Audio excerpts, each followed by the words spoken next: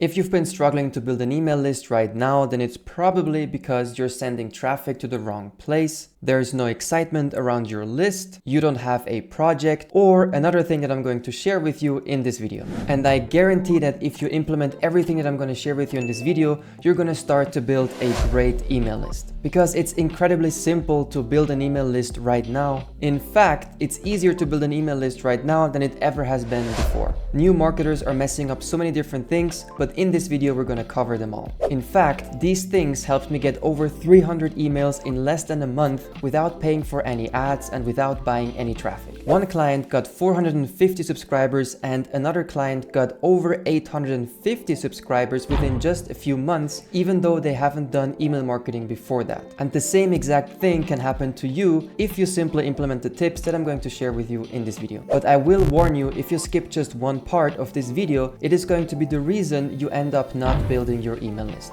So step one, to make sure that you start building your email list right now, is to send all your traffic to your email opt-in page and nowhere else. And for so many new marketers, you mess this up. There are essentially two best ways to focus on sending all your traffic to your email opt-in page. The first one is on your social media accounts, which means in your bio text and link. And the second is in the content that you publish online, whether that's social media content or blog content. So if you build an email list, then you have to make this a top priority. Don't send your traffic to many different places. A mistake that so many people make is that they link to their calendar page, they link to their Facebook group, they link to their Amazon book, and sometimes they link to their email opt-in page. And to the outside, it doesn't even look like your email list is that important. If you can't do this, then you should break down your marketing into 3 steps. First, create content. And then second, from your content, always link to your email opt-in page. And then step number 3 is anything else that you would like to promote besides your email list, you can show it to people on the thank you page after they have signed up for your email list. Whether that's your calendar bookings page, your Amazon book, or your YouTube channel, and so on. But I will warn you, just doing this is not enough.